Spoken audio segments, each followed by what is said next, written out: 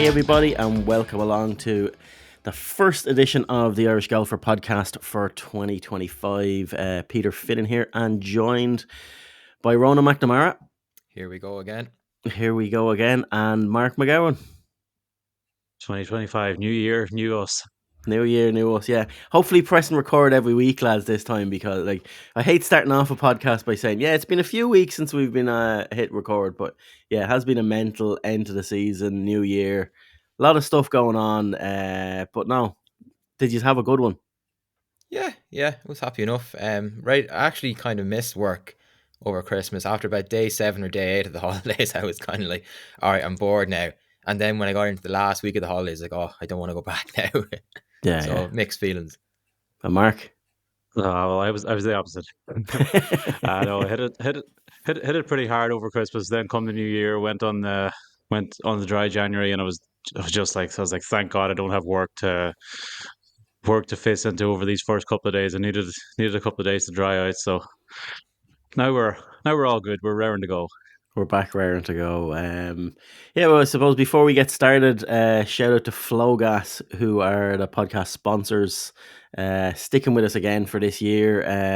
Visit flowgas.ie to see what they can do for you. And I always say it to death, what they do for us in the golf world is huge in what they associate with and the support that they give to the grassroots game right up to our top professionals. It's Baltic cold out. Everything's frozen, so... And like the new ad campaign says, they're a gas bunch of lads. They don't just do gas, they do electricity as well. So visit flowgas.ie to see what they can do for you. But the cold, lads, it's a bit mental out. Like I'd say every course in the country is closed. Yeah, I like it though. I like going to the driving range and a few balls on the chilly winter nights. I don't know what it is, but I actually like this time of year.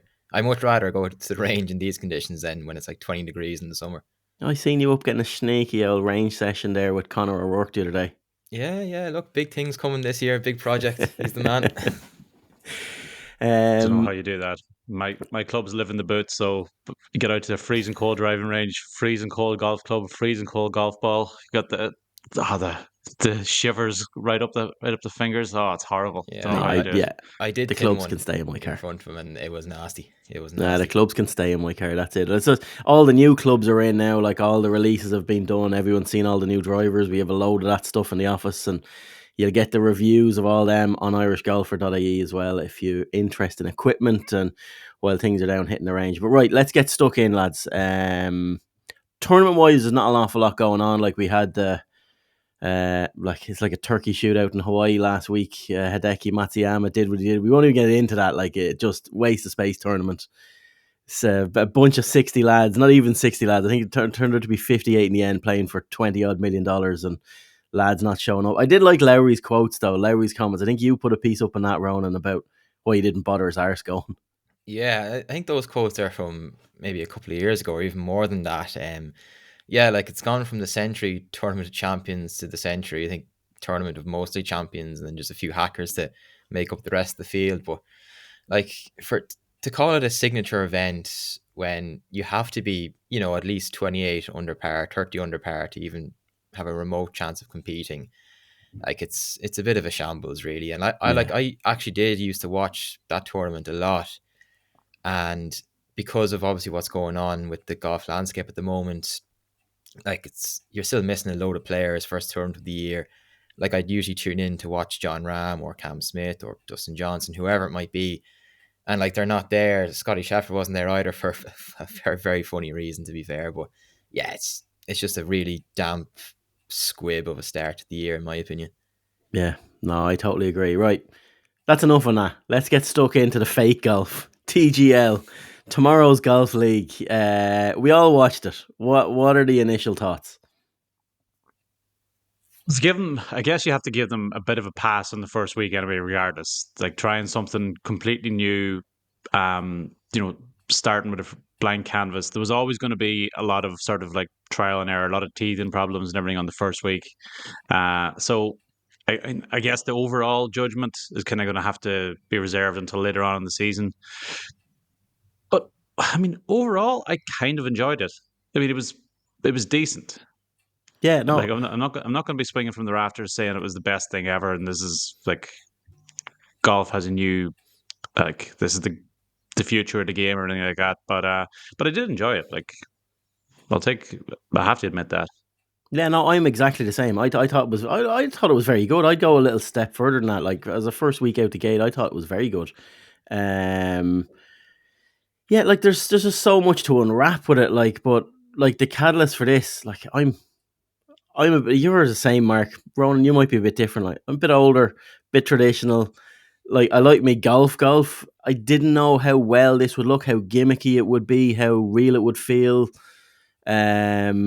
What are they going for? Is it golf or is it entertainment? Or it's all like I don't know what way they were measuring up, and they probably still don't know themselves what way it'll pan out. But overall, I thought it was really, really good for first week. Production value was good.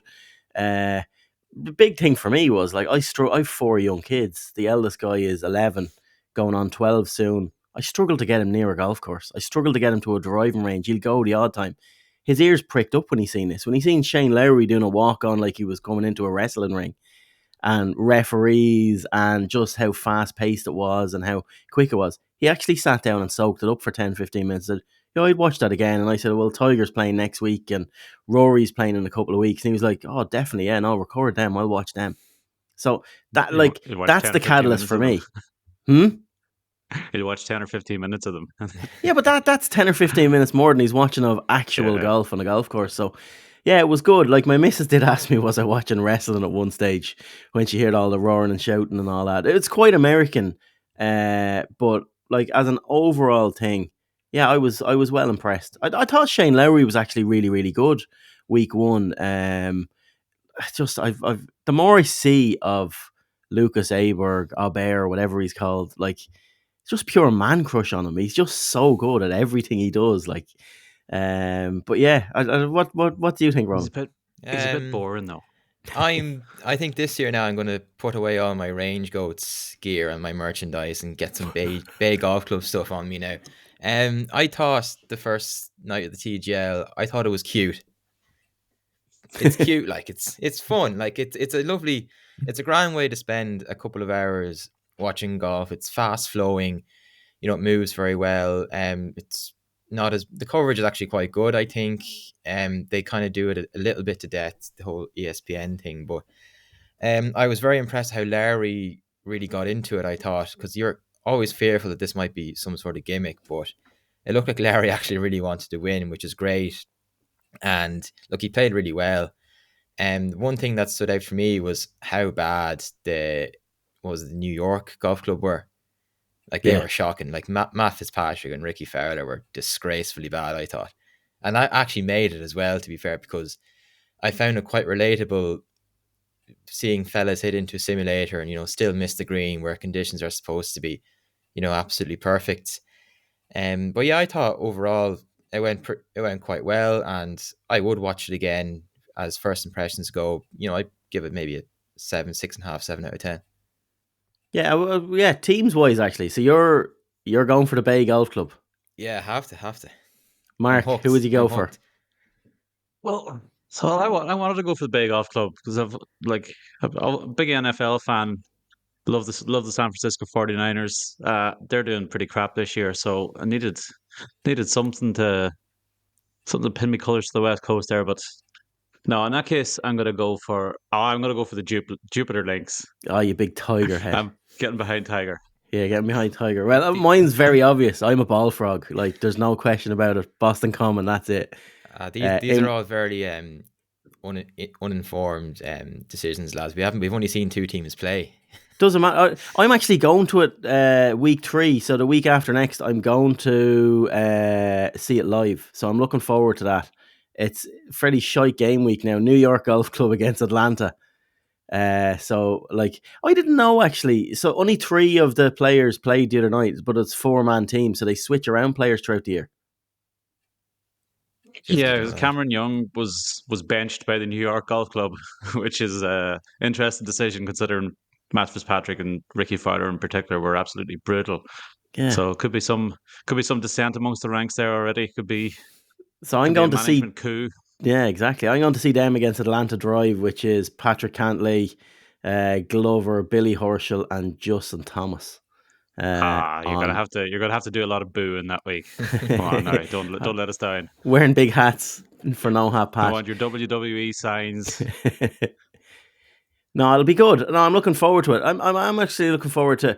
There's loads of things that I've taken away from it. So, like this hammer thing, don't understand it. Really, didn't get into it. It was a bit stale. It was underused. I don't know. Lowry was having a bit of a laugh at it, but it was a bit of a strange thing. It's very WWE. Overtalked, underused. Yeah. It's like, by God, he's dropped the hammer. I did like the grass divots, like that it's real grass. They're taking divots. I would like that to move though. Like they're landing a lot of down slopes and side slopes. That stayed straight the whole way, stayed flat. I would like that to pivot a little bit so they've like adjust their lies a little. Yeah, 100%. I mean, with all the technology under the green, they could have got a couple of extra hydraulic fucking lifts and put them under the fairway as well. Yeah, exactly. But like chipping onto the greens and stuff like that in around the short game areas, that was interesting because like they were duffing chips and everything. They weren't used to it. It was even Lowry had an awful stinker of a chip at one stage. And then like Xander knifing a chip off the green and stuff like that. Like with those plates, I'm assuming like it's very hard to get under the ball, so there won't be many lads chipping off the greens. Yeah. The one thing I think could improve is the hot mic stuff. There wasn't much to get excited about in that regard. Like you want these lads to show a bit more character and maybe show their true personalities and express themselves a bit more. And I think maybe other than Larry, that wasn't really happening, to be honest. So I think going forward, just if the players can loosen up a bit more, maybe they will as they get used to the whole thing as well. But that would be one thing I would mark it down on. It was new to him though. That's the thing. It was new to all them as well. Like, as in, what would it be like? I thought it was quite flat. Crowd wise, it was dead. They need to get the crowd pissed or something. They need something to happen. Like they need to give out free booze. Go full Ali Pally on it. Yeah, well, that's the thing. Yeah, there's nothing wrong with that. Yeah, let people get dressed up, go along, turn it into something like that. But yeah, like the players, you could tell they were nervous. Like Lowry forgetting a tee going up to hit the first tee shot was funny. And he seemed to do a lot of the talking. And then there's one thing, it interested, like the fact that I am going in a couple of weeks. I'd say it'll be a very, very different, more disconnected experience in the arena than it will be watching it on telly.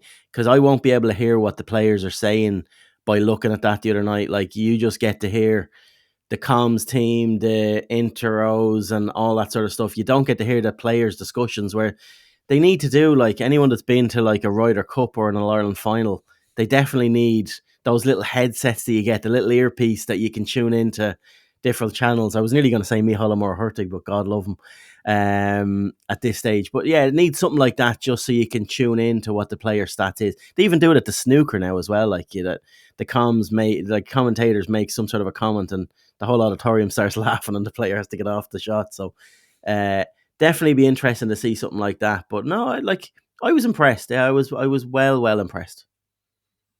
I'd love to know who the people in the crowd that were going with banners for teams and everything. Like, surely they were plants. They were definitely plants, right? 100% plants. It's just it's mad, but like there's nobody traveling down from the Bronx, to support New York there, like. But was there any other big takeaways from it? Like, did you dislike anything from it? Like that you just think, Jesus Christ, this is brutal. Well, if we get to heroes and villains later on, my main dislike is going to be in there. Does he start? Does his first name start with DJ? Oh yeah. Anytime he ever appears near a screen on something like golf, he's guaranteed to go down as my villain. Yeah. Oh God, he's an absolute disgrace. No, definitely less DJ Khaled. Like, it's just golf does not need people like him pumping it up. Yeah, I wasn't a big fan of the music in the background. I know that's for the people in the arena and everything who can't hear the players talking and everything, but I mean, they just kept playing the same songs on repeat as well. Like, it was like X Gonna Give It To You must have been played like 5 or 6 times for Xander Schauffele, and X was giving nobody anything yesterday. Well, it needs the music. It'd be dead like if there's nothing on the background. I know it would, but it's like this is okay. This is a minor gripe. It annoys me. And therefore, I'm going to complain about it. But I realize it's probably not an issue for the masses. Like, But sure, Yeah, LIV yeah. Golf is the same. They've music playing the whole time as well. So I think that's sort of part of the gimmick that they're trying to get after. yeah, Um, that annoys me the too. only thing that kind of annoyed me was the adverts for like the Bay Golf Club merchandise, like the t-shirts and the hats, when the players don't even wear it themselves. I thought they would be wearing like their team uniform or whatever they're They were supposed to be wearing doing. team colours, yeah. They're kind of Team sponsored. They colours. can't. Kind of team colors though as well. They were like in different shades and everything. Yeah. But they're sponsored by other companies. I'm assuming they'll bring it into a sleeve going, if it takes off, they'll have a sleeve or they'll have something like that they put their logo on. When it becomes a commodity, like, there's big backers behind this, when you see the people behind the teams, when you see who's invested in the teams, it's like when you have the like of the Fenway Group and Modest, Niall Horan, and all these guys invested in like one team. There's massive wealth behind these teams and what they're going to do and how they're going to brand them out and merchandise them. So yeah, I think it's a winner, and it's a winner. It will evolve. Like, this is a very first week. That's what impressed me so much for something that's its first week. Very impressed. Next year this is like when whatever deal is done between Live, PGA Tour, PIF, all that sort of stuff. Like, you are going to have like Jupiter Golf Links against Legion 13 next year at some stage, be it 26 or 27. Like, it's like SmackDown versus Raw. It is just purpose built for carnage and walk on music and drama and yeah, listen, all these guys, they're professional athletes. A lot of them think they're like global iconic superstars and they love being in the limelight, the players. So they love this as well. They love the whole like just theatrical side of it too. And you seen Lowry play into that the other night and he done a really good job in it. Like, Yeah. they need that. They need that to sell this. And I think the Yeah. players will really back this. To be fair, I I don't wonder- think New York Golf Club are going to be big on that one when you look at the No. characters that they have on that team. Mother of God. Like, I think it's well documented. I'm not a Ricky Fowler fan, but to have him and Matt Fitz and even Xander together, like, I'm like, oh my Ricky God. Potter, he looked like the other night. Oh, he was terrible. He was With the absolutely glasses. dreadful. He was mad with the glass. They should have just put a little arrow, a little fork of lightning onto his forehead there, but no, he's And every bad shot Matty Fitz had, I was like, oh no, Ryder Cup this year, no chance he's not playing. Written him off already.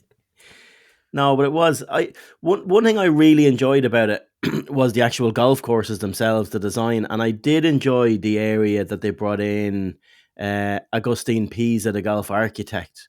I thought that little segment that they had in it was really cool, just to show you. It just gives you an insight. Like, not many AMs get an insight into sort of pro strategy, how they play holes, why hazards are there, little bit behind landing areas where like most amateur golfers just stand in the tee and just pull driver, no matter what length of the hole, no matter what hazards are there, just lamp the driver down, get as far down the hole as you can. Whereas showing courses and holes specifically that are designed for different things, that do different things, that reward certain shots of a certain shape and finding different areas. It's that computer game element of it, like going back to Tiger Woods PGA Tour 2000 and whatever on the PlayStation, like when you're playing like the Predator golf course and stuff like that. I loved all that, and I think that's really, really good. And bringing that strategy element into it, I think they'll go deeper into that. And like, in a really modern way, they're educating people on course architecture and design, and I think that's a really good thing.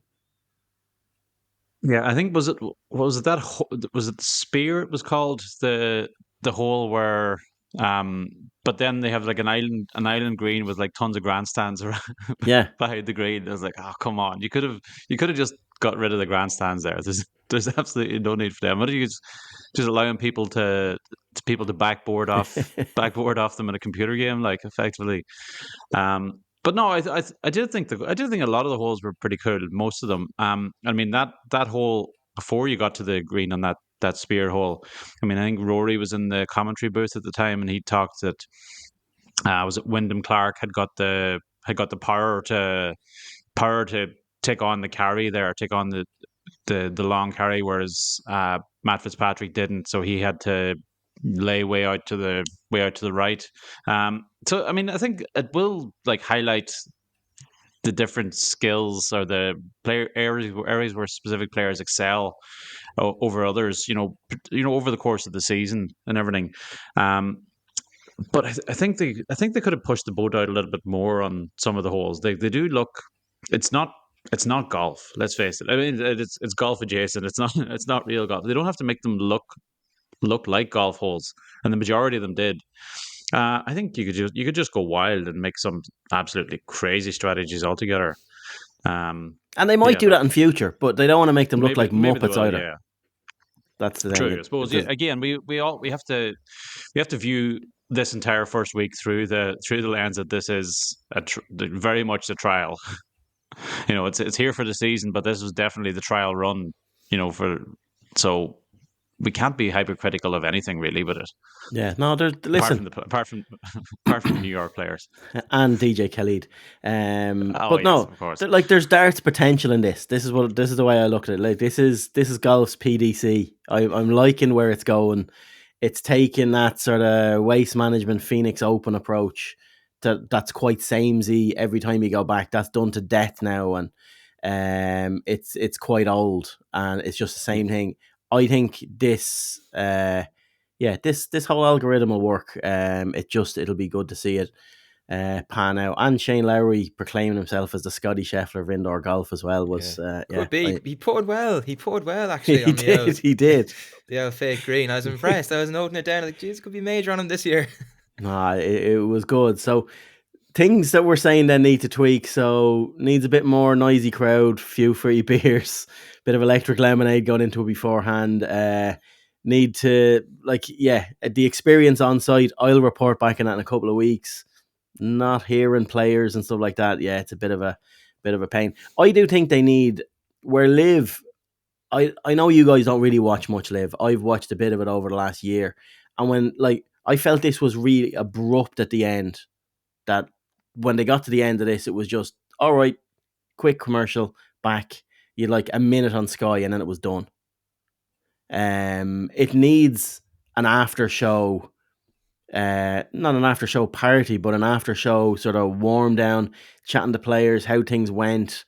They do it on LIV and they do it really, really well, where they come on for 20 minutes, go through. They have a good analysis team, which they have at ESPN and Sky to do that, and actually just decompress and go through what just happened and let the players talk about their experience, what they got from it and stuff like that. That would be a good element to strap onto the end of it. But in all, listen, it's an evolving thing. It's really good. We could talk about it to death, but as week one, will you be tuning in next week? That's the important thing. Will you watch it next week?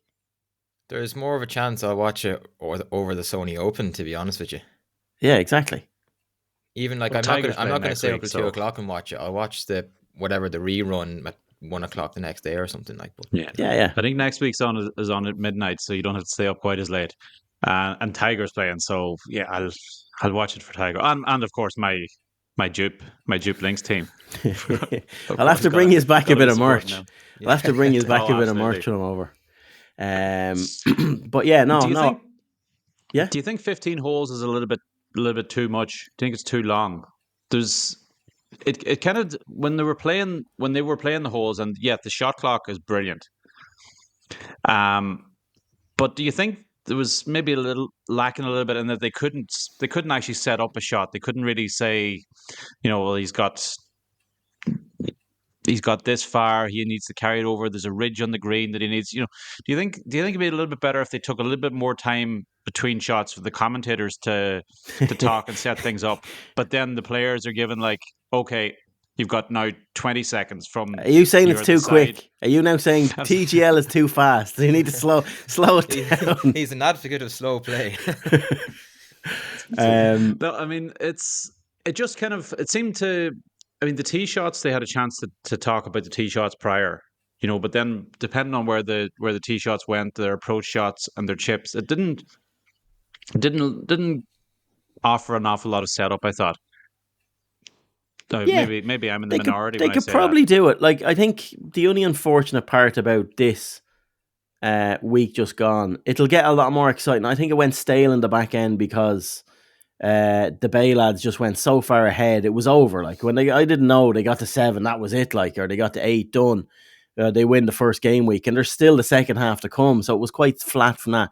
When it's closer at the start, and when teams settle into it quick, because it was so new to them, like the 3-person foursomes had never been done before like that, So it just all happened really quick, and it just happened that like Larry and Oberg were just on it from the start. Like they didn't miss a shot early doors, and they were 3, 4, 5 points up. And the lads never got a chance to get going. And then it was 8-0. I think it got to 8-0, didn't they? And then 8-1. So yeah, when we get closer at the start, it'll be a bit better on that dynamic wise. But no, it's I actually like the hammer. Actually, I just remembered there because Wyndham Clark on like maybe the third hole, he had like whatever foot of putt it was, and then the boys threw in that yoke, and all of a sudden it was for 2 points. And I was like, okay, there's a bit riding on this, because if you miss it, you've wasted your chance and you're getting nothing. So I actually like the hammer from that point of view, even though I kind of struggle to know what it is or when it's coming in or when's the best time to actually use it. Yeah, the happy hammer. Yeah, I think the concept was pretty good, but they just kept talking about it. And they kept saying about like Xander. Anytime the camera was near him, he just kept going hammer, hammer, hammer, happy hammer, hammer, hammer. I was like, and he was just annoying me. So it was very annoying at the start. The referees, the referee when they came out, and the two lads, like it was like they were lining up for a GA match to start off, like two teams. Right, I want to go clean fight here. Good, like no acting to Tom Jones here, lads. Just settle into it fast, shake hands, and off with you. It doesn't need that. They must have known that the handshake was coming because they all seemed really awkward and they didn't know who to shake hands with because they were like 2 lines of 3. And no, it was good. But no, that's it. Yeah, on to the next week. We'll come back. We'll reassess it next week. It's something else to talk about, and it's something different. And I'm sure I'm sure what we see TGL now compared to what we'll see from the TGL this time next year will be massively different products, and it'll evolve so much. So yeah, week 1 out the gate, I'm definitely giving it a 7 out of 10, like you, Ronan. I think, really good. Has me on the hook to come back for more, and that's all they can ask for anybody. So yeah, that's fair. We'll give it 3 7s. 3 7s, Jesus, good. It's like strictly. Now we're going to right. Yeah, there's been a lot of stuff going on. So staying away from the golf course. So there is like big event on. I don't even know what it's called. What's it? It's not the Nations Cup. What's it called? Team Cup. The Team Cup. At this stage, we'll call it the Sevi. I don't know where they came up with the name for that, but it's absolute marketing genius. Cutting edge. It's cutting edge. It's cutting edge. The Sevi Trophy, the Vivendi. Was it called that? Like McKinley was heavily involved in this. The Hero Cup last. The Hero, last time, right? So the Team Cup, right? It's kind of overshadowed this week by one interview that was done. We had put stories up. The BBC had put stories up beforehand. Tom McKibbin linked to LIV. This, I have to say, of all the things in my 2025 bingo card, Tom McKibbin going to Legion 13 was not on my bingo card. But this is unbelievable. As in, I don't know, unbelievable good, unbelievable bad, just unbelievable. But when we strip down and break down into it, I can't get my head around it. I just don't know where to look, what way to approach it, what way to go. I get on very well with Tom. I know him very, very well, know the family well, and I just can't. I can't wrap my head around it. I don't know what your thoughts on it, Ronan. It's a real bombshell if you're from the UK and Ireland. I don't think many people in the US will be batting too many eyelids, but like this is one of European golf or world golf's brightest young players, and feels like we're not going to see him now if he does go to LIV with Jon Rahm. Look, from a financial point of view, it's obviously a great opportunity if he does take it, even though I think €8 million, the rumoured fee, is quite small in LIV terms, but he's still going to be playing with some of the best players in the world. But in terms of a world ranking point of view and, what we all think he can achieve, I think it might damage him in that regard unless, everything changes as we expect it will. It's just the timing of it is just mental, considering he uses PGA Tour card, about to embark on his rookie campaign in America. Playing the PGA Tour is something he's always talked about, and growing up with McIlroy. I mean, there's no doubt we would have seen a few McIlroy, McKibbin pairings on the PGA Tour this year. He looked like he'd gone up another level in his game, like exempt into the Open Championship this year. Should be in the PGA Championship. Great opportunity to get those world ranking points, to get into the top 100, start pushing towards top 75, top 60, top 50, whatever you want. And then, of course, like the Ryder Cup thing, like he's in the Team Cup this week because he is on the radar of Luke Donald for the Ryder Cup in September.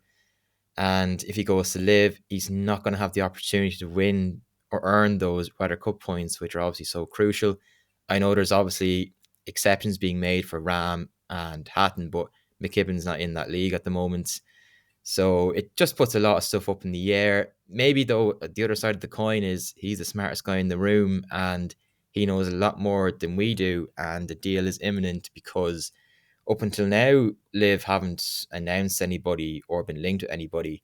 And given that their new season starts in a month, you're thinking, well, why would they spend money if a deal is imminent? Why would they spend money that they don't need to spend? So, the timing is interesting, but like I think LIV are going down a different road now. They're not really going for the big established stars. They're starting to go for the younger crop, like McKibbin, David Puig, and Joaquin Niemann.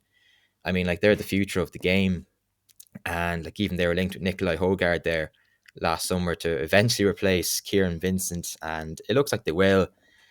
Look, he'll be a massive loss to golf fans from this country anyway, because I was looking forward to tuning into some of the smaller PGA Tour events that have the poorer fields because I knew Tom was going to be in it. So, just a real bombshell, and it's a difficult one to get your head around.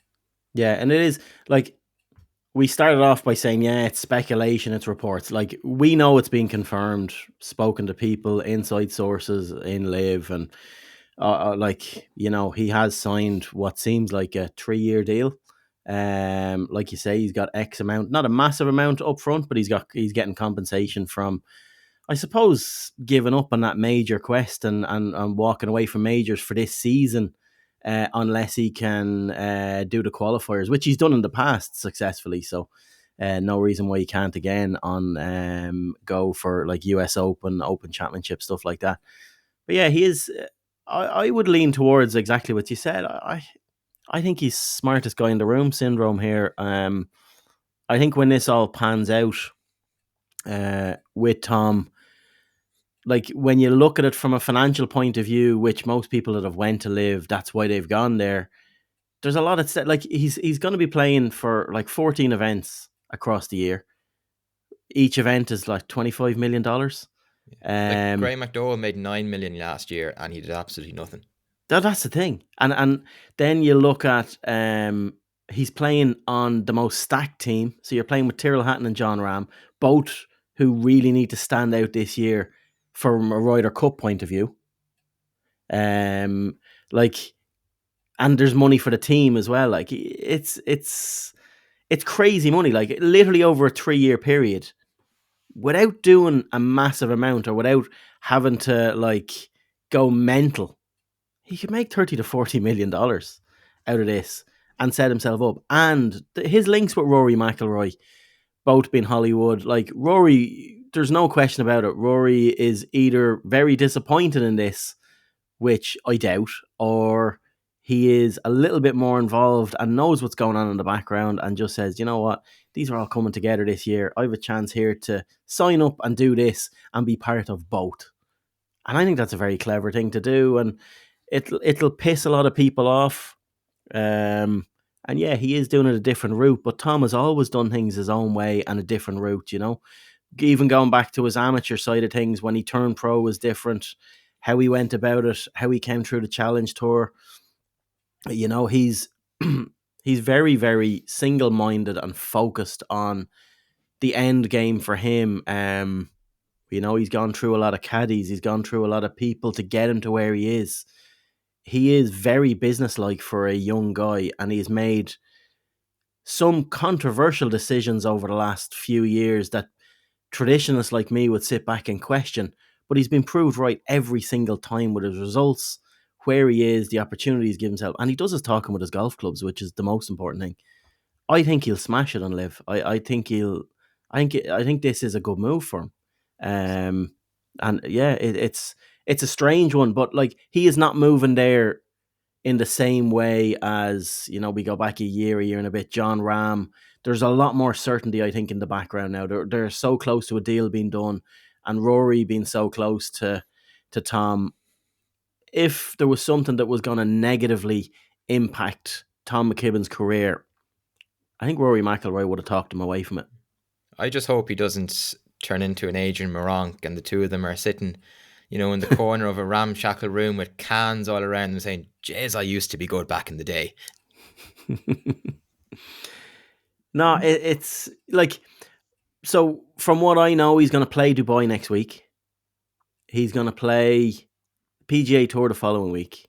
He's always wanted to play in a main PGA Tour event, from what I believe, and talking him down the years, he's going to play in that one of the LA events. I think it's Torrey Pines, and that's it. Done. Contract signed. Legion 13.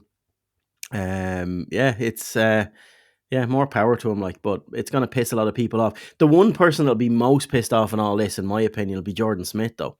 Like, Jordan Smith missed out by one shot by, like, I think when you break it down into dollars, or it was less than like $15 in ranking points or thing, like, and I don't think there'll be retrospective awarding of this PGA Tour card down to 11th spot. There wasn't for Rasmus Højgaard last year, so No. Jordan Smith won't get it this year. And that will be soul destroying for him. So he's the one person I'd have a bit of pity for. They're on the GB&I team this week, so I'd be surprised if they're playing together. Be frosty. Yeah. Be frosty. Yeah. I'd agree with basically everything that you've said there. But to add to that as well, it's like, we all know that, you know, golf can be very fickle. We've all seen lots of players, you know, who've been on a seemingly meteoric rise and then completely fall off the face of the earth, or injury can happen, anything like that. So yeah, it's very hard to turn down guaranteed money, you know, something that can set you up for life. I mean, okay, 8 million may not set somebody up for life anymore. But 8 million plus maybe another 8 million that he might earn in the first season, you know, that goes an awful long way. Like, so you definitely can't criticize him for it. I think we've always been consistent in that. We've never criticized somebody's decision to take the money. You know, we've just always criticized them for trying to spin it another way, that it wasn't financially motivated and everything. I mean, maybe that's part of the deal that they make with LIV, that you can't say you're coming here for the money. You have to come say that you're coming to grow the game and all this kind of, you know, crap. Like, but yeah, no, you definitely can't blame him for it. Would I personally? I mean, yeah, sure. I would much rather see him try and play on the PGA Tour. I'd much rather see him try and play his way into the Masters, play his way, you know, into the top 50 in the world to guarantee all those major starts and everything. It's going to be a tough task for him to do that from LIV. He's going to have very limited starts to do it. But hey, it's his choice. Well, he's going to come out over the next 2 weeks. He knows what he's done before it's officially announced. And he's going to play in Dubai, and he's going to play in Torrey Pines on the PGA Tour. Like, what better statement to go out with no pressure on you, like, and just win one of those tournaments. Win in Torrey Pines, win the PGA Tour will be the ultimate mic drop on your way out to Legion 13. I don't think you could say there's no pressure on. Well, there's no financial pressure. It's a little bit more of a free roll of the dice, but it's not quite completely free. Well, like, it would be unreal, yeah. The ultimate mic drop and 2 fingers up. Yeah, I'm into all the majors now, lads. Good luck. Bye. I'm out the gap. I wonder, will he be paired with Tyrrell Hatton this week for Great Britain and Ireland? Like, that's the thing.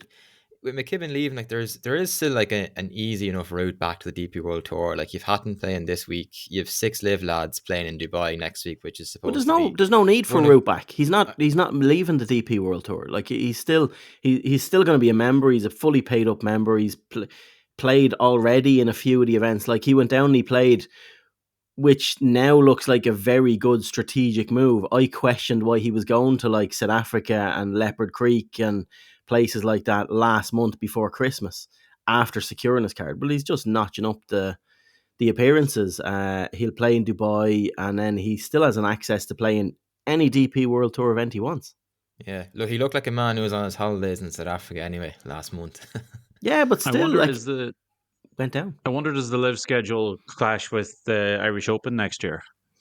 I haven't checked that. No, but yeah, that would be on the ball for the new year. That would be interesting. We'll look at that when we're talking about other things now. I don't know the answer. I don't know the answer, so I'm not that on the ball. If you keep cutting out the pines and coming up with more great stuff, Jesus, we're all going to have to step up our game. Exactly.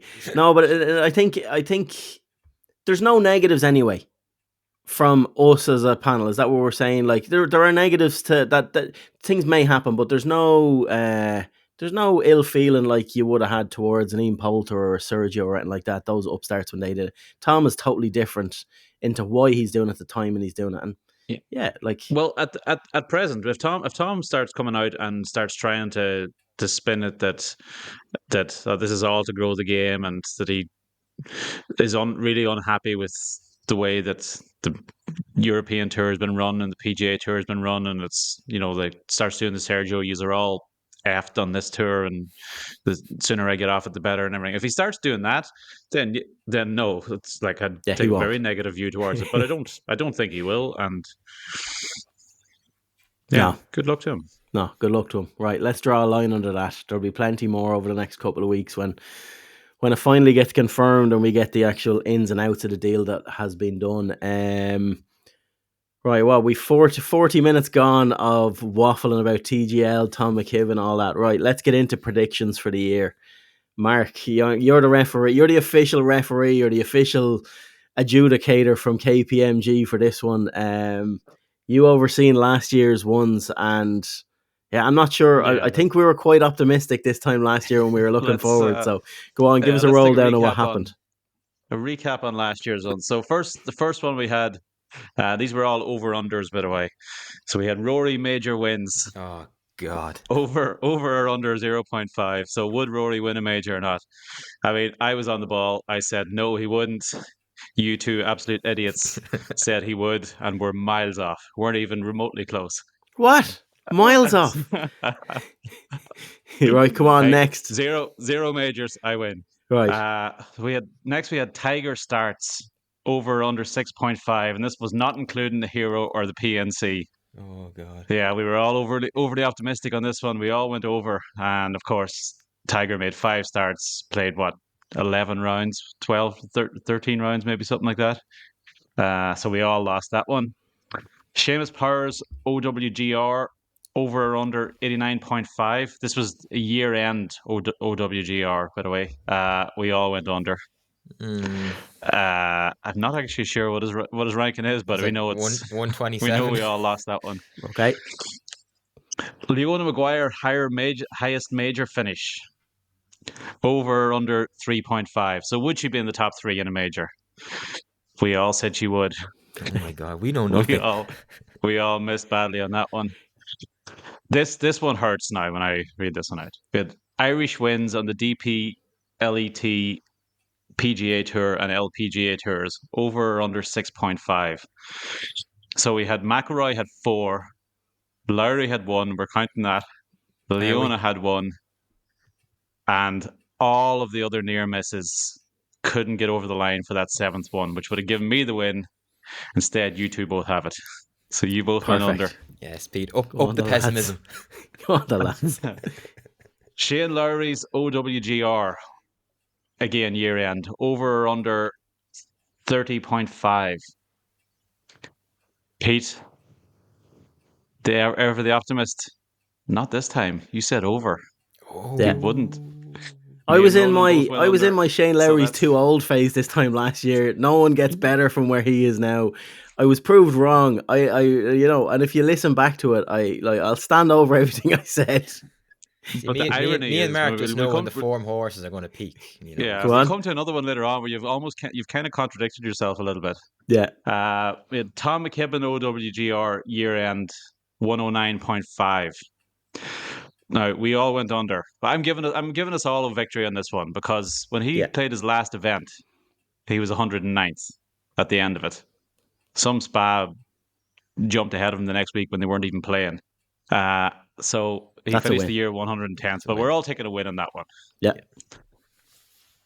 Leona's Rolex ranking, Oh, over or under 10.5. So would she be in the top 10? Pete, you said she would. Ronan and myself said she wouldn't. So we got that one. And I was spot then on the with final that. one, Shane Lowry, major top fives. We all said he would have one. Let me see. He finished, I can't remember who it was, but somebody hold a putt on the 72nd hole in the PGA that was like, that knocked Lowry out of the top five. And I think that almost the same thing happened At the Open. Oh, no, he screwed up in the Open. Yeah. But yeah, somebody hold a putt on the 72nd hole in the PGA to knock him out. So we all missed that one as well. Right. But yeah, Pete, you were backing him for a major top five, but not to break into the top 30 in the world. Yeah. Interesting juxtaposition. Yeah. I just like the major setups for him last year. I liked them coming into this year for him as well. We'll get to that in a minute, I'm assuming. But anyway, the counts there out of nine predictions, Rona and myself both had 4 right. You had 2, Pete. Yeah. maybe it's best me and Mark take over the duties on this podcast going forward. Right. Redemption going forward. Redemption song from here on in. Right. How many are we doing for this year? The good thing is you're sure to beat 2 this year because we have a lot more predictions. Right. Come on. Right. Let's kick off. We're starting off with an old favorite. Rory Major wins. Again, 0.5. Who's he getting one? Over. Right, I'm taking over this year as well. If you're not ready to get hurt again, what's the point? I just hope we don't have any like raging gamblers listen to this and losing all their money because of us. Right. Come on, next. We need to make these snappy, Mark. We're losing the crowd here. Fives. Rory Major top fives, 1.5. Over. It's 3 overs again. And Rory Ryder Cup points, over under 2.75. So will he have a winning record or not? Under. He'll win more than 3 points. He'll win 4. Okay, that's 2. I'm going over. Pete's going under. Ronan's going over. Lowry OWGR 25.5. Over. Under. Go on. I'm going under as well. Optimism again. I like Shane Lowry. You're making me out today, Shane. I like Shane Lowry. Come on. Major top fives. Is he going to have one or not? You'll have one, yeah. He was so close this year, didn't get it done. Yeah, I think he'll have one. Okay, I'm going to say... Pete's done it again. I'm consistent. But he'll do well. And is Lowry going to have a win worldwide? Yes. Yeah. Has to be a solo win though. This a team win doesn't count. Yeah. Regular PGA Tour win. Yeah. Yeah, or DP World Tour. Yeah. Okay, we're all saying yes there. Scheffler majors. None. Is he going to win one? Nope. Oh, Pete. 2. That is a bold call there. I'm going over. He's definitely going to win one. Yeah, he'll win. I think he'll win 2. Yeah, you don't have to go above and beyond on it. You can just say over. Oh, sorry. I'm not a gambler, Mark. Sorry. Scheffler PGA Tour wins, over or under 5.5. Over. He's not going to win a major, but he is going to win 6 times. You're saying under. I'm saying under. I think he's not going to have as good a season, but he's going to win a major. Him and Nelly are gonna flop. Ronan, what are you saying on that? I said under. Yeah, under 5.5 wins. Under. He's going to flop, but he's going to win a major. Here. Well, he's going to win. He'll win 5 times, including a major. Right. Okay, and Scheffler arrests, over or under 0.5. Right. Go on, under. He's not getting arrested this year. I'm going over. I'm back in the fun side of this bet. Well, he's a bit hazardous with a knife, so you never know. Yeah, exactly. Okay. Tom McKibbin major starts. So he's into the Open Championship, right? Yeah. Yeah. Is he going to have another major start above that? Yeah. Ahead of that? Or I think he'll qualify for the US Open. PGA. He has to be in the top 100 in the world probably to get into PGA. Yeah. I'm actually going to say under. Okay. I hope I'm wrong, but I'm going to say under. And McKibbin's LIV ranking at the end of the year, over under 24.5. So is he going to automatically retain his, would be in the automatic retention spot? He'll be in the top 10 in LIV this year. So I'm going well pro. inside that safe zone. He'd be around 20, let's say, or something, yeah. Yeah, okay, we're all going for that. Seamus Power's FedEx Cup ranking at the end of next year, 99.5. Basically, is he going to keep his PGA Tour card, full PGA Tour card, or not? I don't think he's going to. I hate being negative on Seamus Power, but he's struggling again. Like, he needs to get off to an early start in the season, but I really hope he does. But I just don't think he's over the injury as what he said he was over the last year, and I don't see him getting the starts he needs to get back into the bigger Siggy events. And unfortunately for me, I'm going to say no. I'm gonna under. I'm gonna say over as well. I've a sneaky suspicion that not being in most of the signature events is probably gonna work against him. And Connor Purcell race to Dubai ranking, over under 99.5. Under easily. What keeps the card? 118 or 115. Under. I think it's 115. Yeah, under, but just. I think Connor Purcell, we'll see him in Dubai at the end of the season in the top 50. Okay, 3 unders there, but that's a big ask now to get to Dubai your first year. That's big ask. He told a couple of the boys he was playing the Dubai Desert Classic, and he isn't. Yeah, because he's not going to be in the Rolex Series events unless he wins prior to that or something. But yeah, Irish players promoted to DP World Tour either via Q School or through the Challenge Tour in 2025. Over or under 0.5. So will we have one or will we not? Will we have one or more or will we not? I think we'll have one. This is another one you kind of really don't want to take the negative side of it, isn't it? I think we'll have one. I think between Q School, somebody's bound to. We've had bad luck at Q School the last couple of years. It's bound to turn. Under. Ronan? Desperately. Ronan just said under. Wants to take the under here. Final answer. Under. Yeah. No one's kicking on, Ronan. Edit that out. Okay, Tiger starts 5.5. We're down 1 from this year. Oh, Jesus. 5.5. That gives him the Genesis, the 4 majors. Is he going to play anywhere else? Over. Yeah, over. He will play more. You make it sound so like realistically easy, even though it clearly isn't. How many more of these do you have? There's like 6 more. Okay, perfect. 7 more. Irish wins on across all the tours. LIVs are now included this year. Okay. 6.5 again. Over. Under. I'm going over as well. GB&I players in the Ryder Cup, over under 6.5. So now I got you thinking. GB&I over or under 6.5 players? Yeah. So 7 of the 12. Christ. Yeah. If you want some continental contenders, Straka, Hovland, Aberg, the 2 Højgaards, Rahm, Nicholas Norgard, Thorbjorn Olsen, Adrian Moronk, Matteo Manacero. Under. I think it's. Is there going to be 6 of those that'll get picked? I think it's under 6.5 GB&I players. I think we might have 5 of them. Yeah, I'll go over. I'm with you on that. I'm going under. Pete. I'll go over. Good man. Keep it interesting. The Ryder Cup winning margin, over or under 2.5 points. Under. It's going to be tight. A close one. Under. I'm going under as well because again I want to support the close one. Yeah, go for under. Yeah. Okay, last 5.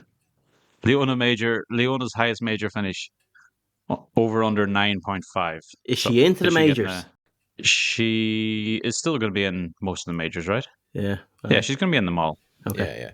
Is she getting the top 10? Yeah, under. Yeah. Might get 1.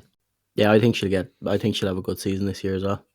I love how Yeah, I gotta negative take we the all under as are on well. Leona, considering like she made the Solheim Cup team and still won on tour, but given that her previous 4 years were just like astronomical success, this year seems like a So bottom. Leona's Rolex ranking at the end of the year, over under 19.5.